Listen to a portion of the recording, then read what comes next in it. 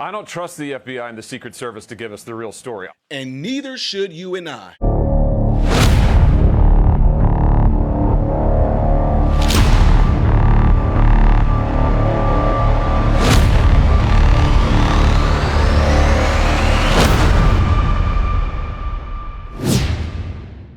Good morning, everybody. Hope you guys are out there all doing well. Welcome to my channel, Modern Renaissance Man.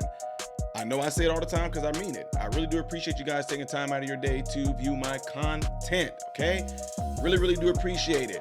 Make sure that if you are new to the channel and you haven't done this yet, to follow me on all the platforms you see above and below. Also, clicking this right here will allow my content to consistently be recommended to you should you like watching content like this. So make sure you hit that like button, ladies and gentlemen. Last but not least, check to make sure that you are still subscribed to the channel. And if you haven't subscribed yet, I recommend you check my channel out and see what my channel is about in its entirety.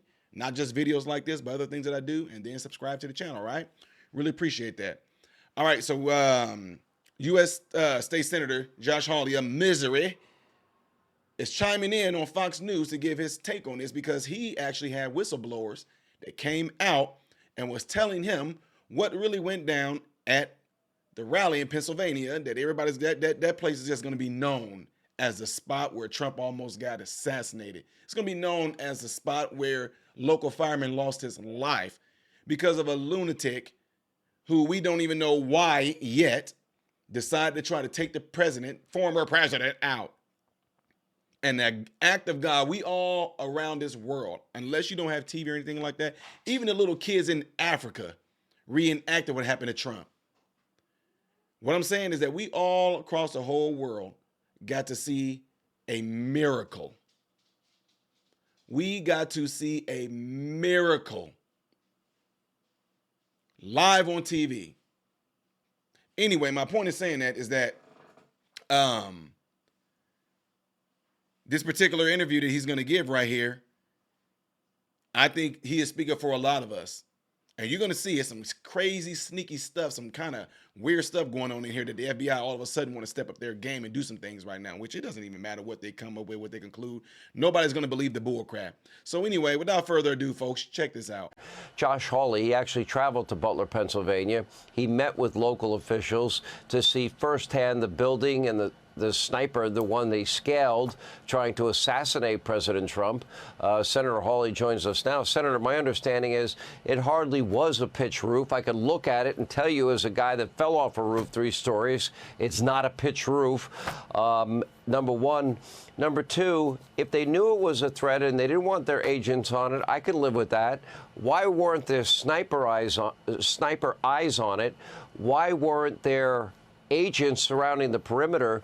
Why did they keep telling us it's outside the perimeter? 130 yards is not outside the perimeter. The perimeter would be defined as any distance that any harm can be brought to a primary, in this case, Donald Trump, that you're protecting. So, and why are they blaming local law enforcement? That's not their job.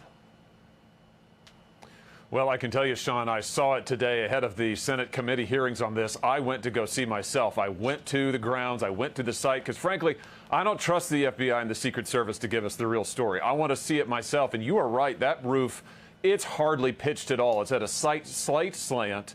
And I'll tell you this, Sean, I couldn't believe how close it is to where Trump was. I stood right where Trump stood, looked over at that building. I mean, it is 100, 150 yards max. It is a clear line of sight from where President Trump was to that building. And the whistleblowers, Sean, what they have told me is unbelievable. It's that they were not patrolling the perimeter with canines as they were supposed to do. They were not patrolling the crowd. They weren't adequately keeping the area around the stage safe. And of course, we know that they didn't have eyes on that roof and that building. It's unbelievable.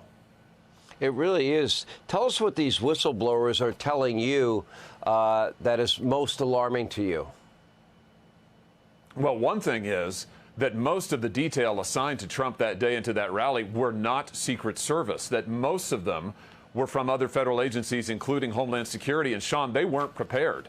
They didn't know what the procedures were. They did not have the site locked down. They were not adequately patrolling the perimeter. As you just said a moment ago, they were leaving huge gaps. Whistleblowers also tell us that they were allowing people to come into the grounds who weren't checked. They weren't monitoring who was getting up around the stage. I mean, it's unbelievable, Sean. And having been there today myself, I can tell you, it is so close. That building where the shooter fired from is so close to where Trump was. The idea that you could have all of this time elapse and nobody notices, no law enforcement notices he's on the roof. One other thing, Sean, whistleblowers tell me that law enforcement were actually on different channels, different radio communication channels. There were multiple different channels, and they weren't coordinated. Sean, it's a total disaster. Somebody needs to resign for this. Well, the Secret Service director needs to be fired. But they knew there was a suspect. You know, the guy had a rangefinder, for crying out loud. Who carries around a rangefinder with them? How stupid is this director? Well, we didn't want to put the officers at risk, so we put them inside the building, but not outside the perimeter of the building to make sure nobody got on top of the roof of the building. And why? You're telling me that it was mostly not Secret Service? And why are they blaming, again, local police? That's not their job. It's the job of the Secret Service. They don't have enough resources. Well, maybe we could take some money back from Ukraine and apply it to the Secret Service and protect every elected official. And I tell you what, Sean, what local authorities told me here today, I talked to local law enforcement, and what they told me is they are angry that they're getting unfairly blamed. What they told me is, well, listen, we did our job. We did what we were asked to do. The Secret Service wasn't prepared. They didn't give them clear instructions. Locals are saying, don't roll this over onto us. You should take some responsibility, Secret Service, and they should. And your point about Ukraine is right. We can spend how many billions on Ukraine, but we can't protect an American president? I mean, what's going on around here? We've got to get the facts, Sean. And I tell you what, I won't rest until we get them. No, I appreciate all of that. By the way, where are you, fellow Democrats? Their silence is deafening to me. Why aren't they more outraged over this? I don't know. I mean, I just don't get it at all. But I tell you one thing. Today, Sean, when I went to the site, the FBI has got more security on that site now than they did the night that Trump was shot at. I mean, the FBI, totally late. And they're trying to control the information. Sean, they tried to kick me off of the site. They said, get out of here. You shouldn't be on the site. We don't want you here. Get out of here? They are trying to control the information. Absolutely. They brought local cops, Sean. Get this. I'm there on site. I had permission from the local security operator to be there, and the FBI came out and said, you have got to leave. We do not want you here. That's what they're trying to do. They're trying to control it. Director. I want to hear from the Secret Service director. I want to hear from Mayorkas, Department of Homeland Security Secretary. I want to hear from other Democrats. I don't want any politician to get shot like this. And I don't care if you're a Republican, a Democrat, liberal, conservative.